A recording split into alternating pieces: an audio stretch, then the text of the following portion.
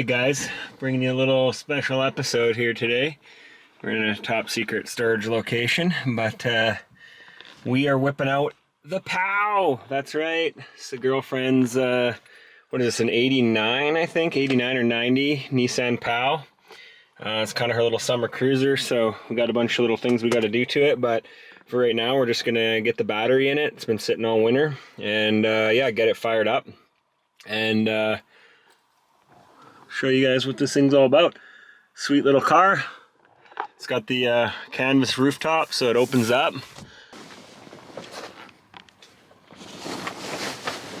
There you have it.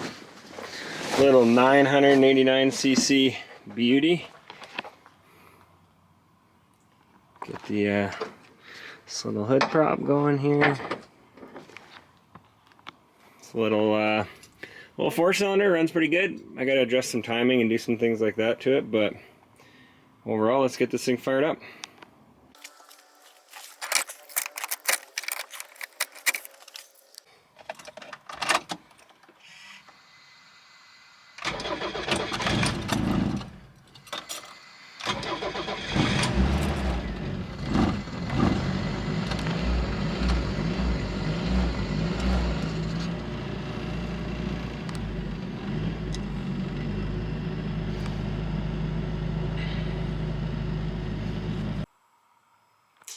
What's up, guys? Time to work on the Nissan Pao. Got a couple little maintenance things from last summer that I was playing around with her when we put it away in the winter. Number one being, I just want to check the timing. I want to check the idle. I want to check the air-fuel ratio, because I was playing around with some timing stuff last summer, just trying to get it running a little bit better. And I don't really remember where I left off in regards to timing, etc. So I want to do a little double check on that. We got to put the plate on the back, tighten down the battery. Yeah, just a few things like that, some little things, and then we can take it for a wash and maybe go for a little bomb in this thing later. So yeah, for anybody that's never seen one of these were Japanese market, 1990. They did this chassis. It's essentially like a K10 Nissan Micra chassis with a different, I guess you'd say, body on all of them. So there was 3 main ones that were sold in this generation, which is the Nissan Pao. There was also the Nissan Figaro, which got the twin charge motor, the turbo super charge motor, and then they also sold a BE1, which was probably the least popular of all of them, kind of an ugly duckling of the 3. Maybe a Figaro, or maybe a BE1 owner is going to get mad at me for saying that, but anyways, the PAO and Figaro are by far the most popular. The Figaro is kind of a convertible top, obviously with the sweet twin charge motor. This is just the 989cc MA10S motor. Just, yeah, a little 4-banger, carbureted. Yeah, so just a girlfriend's car, gonna get it kind of tuned up, running a little bit better. Oh, we also have to replace the gas struts in the hatch. I don't know if this is actually unlocked. Oh, it's locked. So yeah, we got to just replace those because it doesn't stay up anymore, and then we can kind of yeah, be good to go on this unit. We have some door speakers. We're not going to put those in this episode, but we got some door speakers, and we have a carb rebuild kit if we need it. I also got a sports hub to put on because she wants to put Nardi in this, but she hasn't got the steering wheel yet, so won't be putting that in yet, but it was just sitting in here to over winter. So anyways, guys, let's get rocking and rolling, show you a little bit about how this works and how to do the timing. The plugs were done last year and fuel filter were done last year. And before we got it, the previous owner did a head gasket on it, so it should be pretty good to go. Just a couple little fine tunes, so let's get into it. Alright, so first things first, we're going to hook the timing light up to the battery cables, so negative to negative, positive to positive, and this is just going to power the timing light. Additionally, this is in the ignition sequence, this is number 1, so we're going to hook the timing light lead to number 1. Just make sure it's loosely fitting on there, should slide back and forth. Alright, that's just going to be able to read when it's sending power spark. And then what we're going to do is we're going to fire the car up, and I'm going to try to film this for you guys. Down here, and you won't be able to see it in the darkness, but down there is essentially a mark on the harmonic balancer or dampener. And what that mark is going to do is going to tell us what the timing is currently set at. I've already went ahead and researched. Usually there's a sticker right here in this spot that will tell you that the timing should be set at 15 degrees before advance. So once advanced, it'll advance past that, obviously. This car runs a vacuum style advance right there. So yeah, it's pretty simple. We just set it at 15, and then down in here we're going to adjust the idle as well. I'll try to get the camera in there to show you guys that too, and we'll set the idle and the timing, and yeah, get this thing running a little bit better. So let's take a look.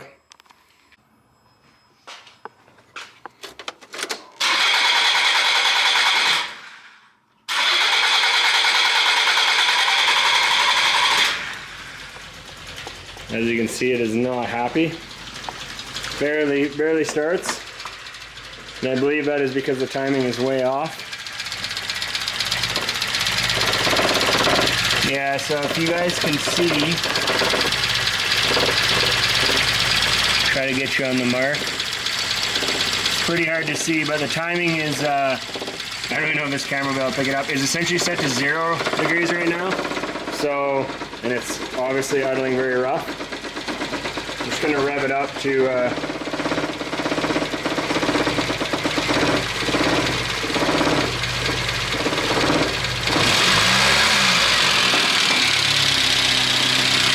see if we can get a little zoom in here.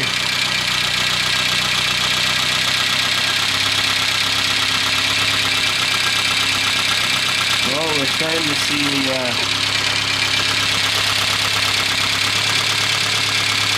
there you go. So if you guys see, there's a little white, you can see the 10-degree mark is on the, try to focus.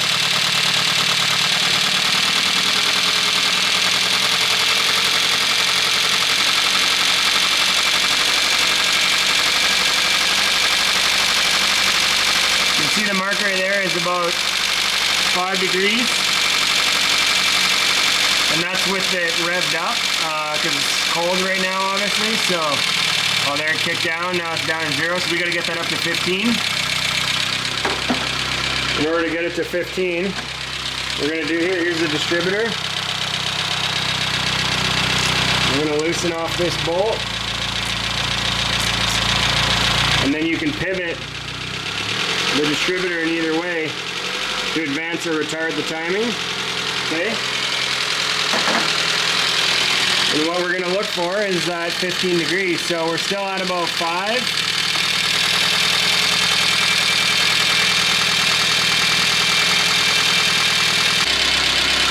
Alright, so I just rotated that up a little bit and got our 15 degrees that we want. Now I'm going to try to show you guys 15 degrees on there now.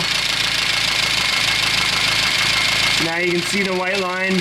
I don't know if it's actually going to transmit on the camera, but to be assured the white line is at the 15 degree mark. And now we're going to adjust the idle, which is just a flathead screwdriver down in here. There we go.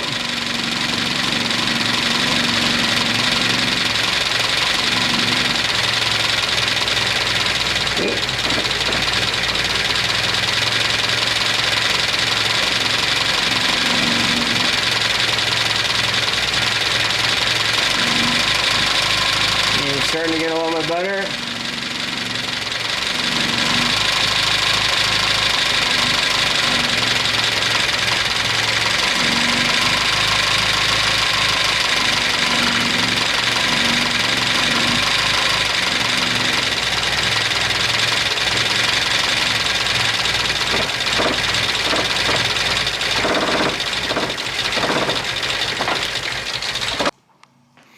Alright guys, so next up I just want to show you, this is a bit of a homemade air fuel ratio meter.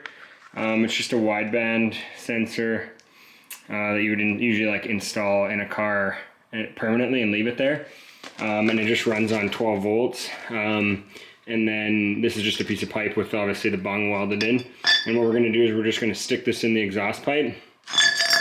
Like so.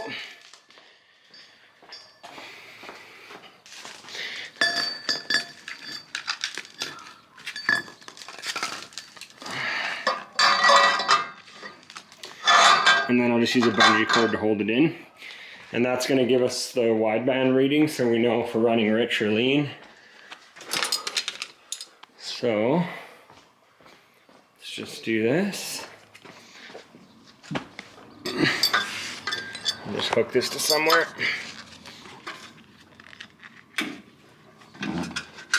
That's just to hold it in while I rev it up. And now let's bring this sensor over to here, and I'm gonna go just get a battery and hook this up.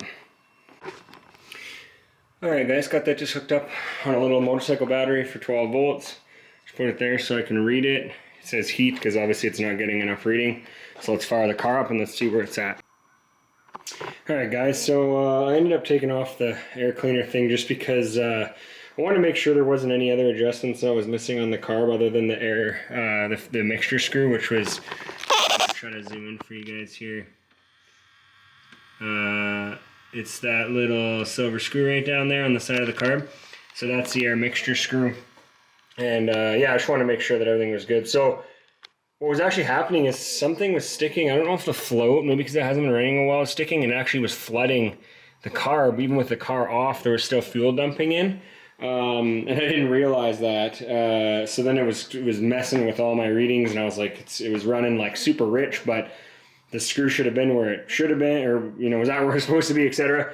So once I fired it up, got it running and cleared the throat of all the extra fuel, and then just kind of revved it out a few times, it seemed to fix that float issue. We'll see, hopefully for now, but yeah, the bowl or the chamber throttle throat or whatever you want to call it was completely full of gas. So anyways, I just want to go over exactly what happened and what we did. First things first, we set the timing at 15 degrees, which is what is stated on there. It was set at about 0, so obviously when I was messing around with the lasher, I didn't leave it in a good spot. And then essentially I just tightened this 13 mil or 12 mil back down, because that's how you rotate the distributor for ignition timing. And then the second thing we played with was the fuel mixture. And you'll see I'm going to fire the car up here.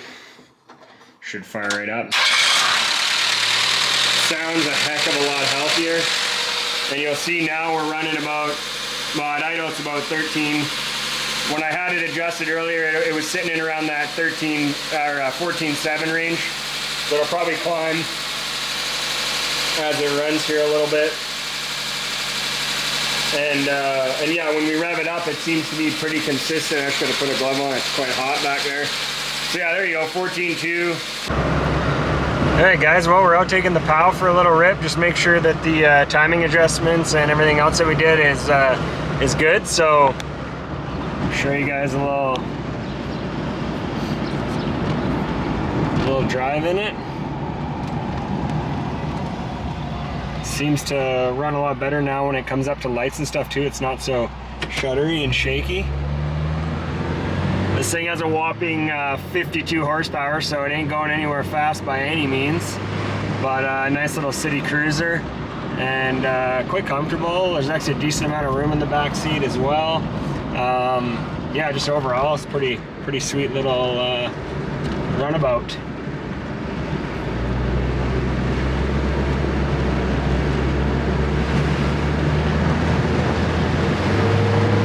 That's floored right there. 60 kilometers an hour, and I believe this speedo is reading definitely higher than it's actually going, so yeah.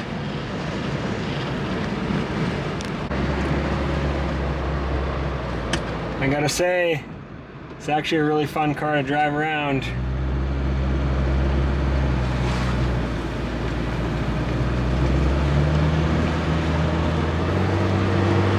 Still dirty, but I'll go grab some, we'll go get it washed up, and we'll grab a little bit of footage and b-roll of the exterior, show you guys a little bit around it. Hopefully you guys find this something cool. Not a car that, a lot of people have seen ever or anything like that, so kind of sweet. Hopefully we'll be able to get this and some of the Datsuns out cruising together this summer. And yeah, any old Nissan, any old Datsun, man, it's good in my books.